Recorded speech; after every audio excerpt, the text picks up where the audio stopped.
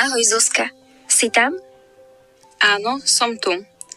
Ako sa máš, Kristína? Celkom dobre. A ty? Čo je nové? Aké boli prázdniny? Prázdniny boli super. Najskôr sme boli s rodinou na dovolenke pri mori a potom som bola na Esperánskom kongrese v Poľsku. A ty? Ja som išla na 2 mesiace do Anglicka. Býva tam moja kamarátka. Našli sme si tam brigádu. Naozaj?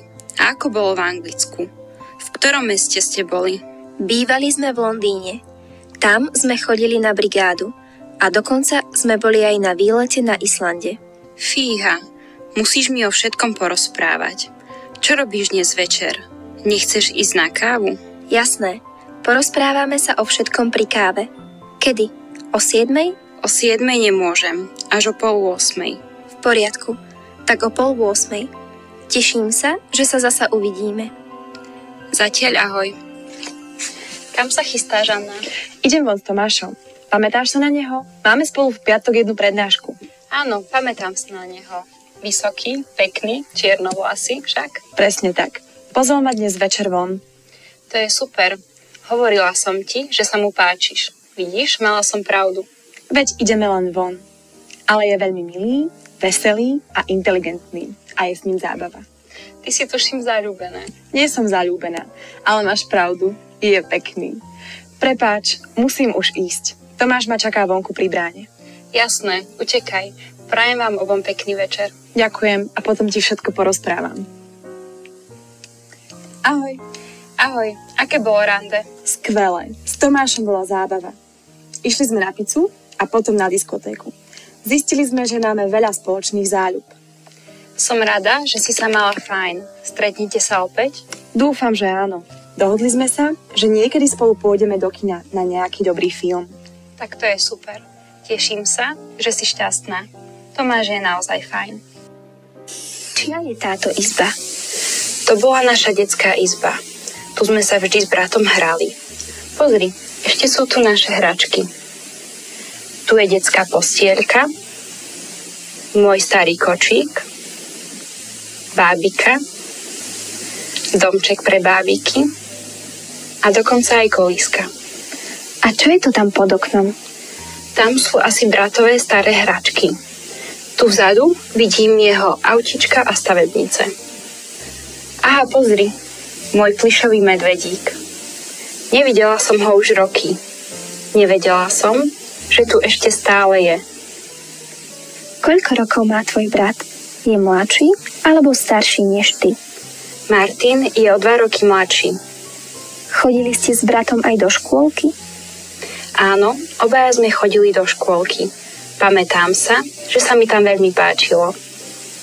Brat najradšej skladal pucle a hral sa s kockami. Ja som sa rada prechádzala s kočíkom a hrala sa s bábikami.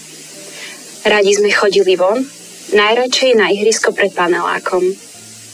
Aké hry sa zvyčajne hrajú deti tu na Slovensku? Veľmi obľúbené hry sú Pexeso, naháňačka, skákanie škôlky, skákanie cez gumu a cez švihadlo, Človeče, nehnevaj sa. Prosím, ja sa predsa nehnevám.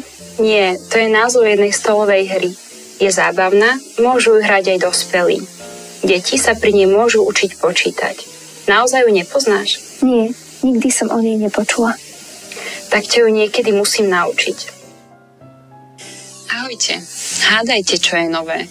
Neviem, povedz, čo sa stalo? Cez víkend chceme ísť s rodinou na výlet do Tatier. Naozaj? Myslel som si, že ste tam boli cez letné prázdniny.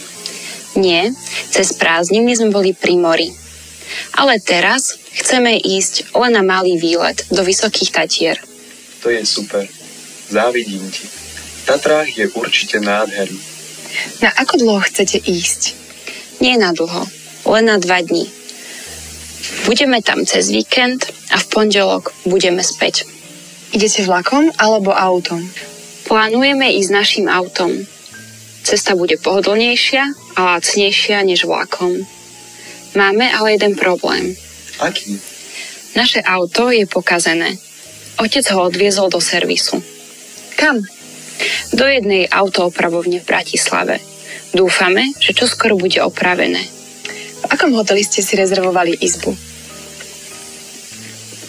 V tomto hoteli, pozrite, ten nie je taký drahý. Je lacnejší než iné hotely. A nachádza sa v krajšom prostredí. Kde budete jesť?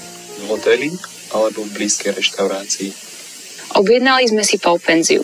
To znamená, že raňajkovať a večerať môžeme v hoteli. Na obed môžeme ísť napríklad do reštaurácie. Tam možno budú aj nižšie ceny než v hoteli. Ahoj Tom, tu je Zuzka. Je tam niekde Kristína? Volala som jej, ale má vypnutý mobil. Čau Zuzka. Áno, je tu. Hneď ti ju dám. Kristína, to je pre teba. Prosím. Ahoj, to som ja Zuzka. Sľúbila som, že sa vám ozvem z Vysokých Tatier. Ako sa máte? Čau Zuzka. Sme radi, že si sa nám ozvala. Máme sa celkom fajn. Práve pozeráme film. A čo ty? Aký je výlet? Ako je v Tatrách? Je tu nádherne. Počasie je pekné, neprší a svieti slnko. Ešte nie je veľmi zima. Väčšinou chodíme na túry po okolí. Z hora je nádherný výhľad na krajinu. Som rada, že sa ti tam páči. Niekedy musím ísť do Tatier aj ja. Ale radšej v zime. Vtedy sa môžeme lyžovať, sánkovať, korčuľovať. A v lete? V lete sa môžeš kúpať, opaľovať na slnku. Ja mám radšej zimu. V lete je príliš horúco. Kedy sa vrátite? Vrátime sa zajtra večer. Čo je nové v Bratislave? Nič zvláštne. Je tu nuda. Keď prídeš, musíš nám o všetkom porozprávať. Určite, ale teraz už musím končiť. Volá ma mama. Dobre, tak sa maj pekne a uži si dovolenku. Všetci ťa pozdravujú. Ďakujem, maj sa. Čo to čítaš? Hľadáš materiály na seminárku? Nie, čítam články na slovenskej Wikipédii. Vieš, že slovenská Wikipédia má už viac než 115 000 článkov? Teraz je na 29. mieste. 115 000 článkov nie je veľa. Anglická Wikipédia má viac než 3 milióny článkov. Máš pravdu, ale po slovensky hovorí na svete oveľa menej ľudí. Preto má slovenská Wikipédia aj menej redaktorov. Ľudí, ktorí píšu články. To je pravda. Našiel si nejaký zaujímavý článok? Je tu veľa článkov, ktoré sú zaujímavé. Teraz čítam článok o olympijských hrách. A čo si sa dozvedel? Dozvedel som sa, že v starovekom Grécku sa olympijské hry konali každé 4 roky. Alebo každých 5 rokov. Myslím, že prvé hry sa konali v roku 776 pred našim letopočtom. Alebo nie? Vtedy sa konali prvé známe hry. Ale možno sa olympijské hry konali už predtým.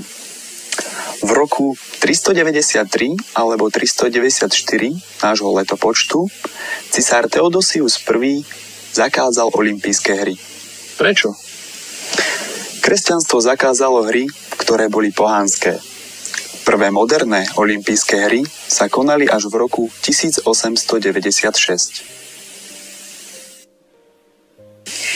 Tom, čo ti je? Bolí ťa niečo? Nie si chorý?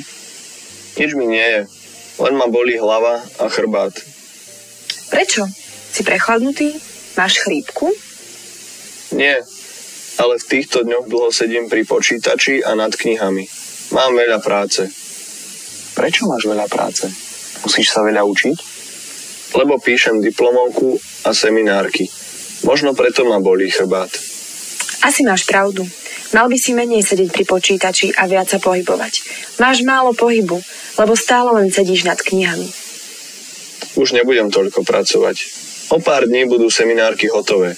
Určite mi bude lepšie. Nechceš ísť radšej k lekárovi? Nie, radšej nie. Netreba. Musíš sa len viac pohybovať. Menej seď pri počítači a každú hodinu si urob krátku prestávku. Stačí 5 minút. Nebudú ťa bolieť oči. A musíš sa dobre vyspať a odpočinúť si. Vyzeráš naozaj unavený. Máte pravdu. Dnes sa nebudem dlho učiť a radšej pôjdem skoro spať. Výborný nápad. Uvidíš, že ráno ti bude lepšie. Zajtra večer ideme s Kristínou a Zuzanou do baru. Chcel by si ísť s nami? Veľmi rád. Naozaj potrebujem prestávku. Ďakujem za rady aj za pozvanie. Á, pozri, nejaký nový plagát. Včera tu tento plagát ešte nebol. Poďme sa pozrieť. Deň otvorených dverí. Čo to znamená? Všetci, ktorí by chceli študovať na tejto univerzite, môžu prísť a prezrieť si napríklad učebne, laboratória. Deň otvorených dverí sa koná pravidelne, každý rok. Tento deň otvorených dverí je na Filozofickej fakulte. Bude to na budúci štvrtok. Aha, už rozumiem. Aj u nás sa konajú dni otvorených dverí.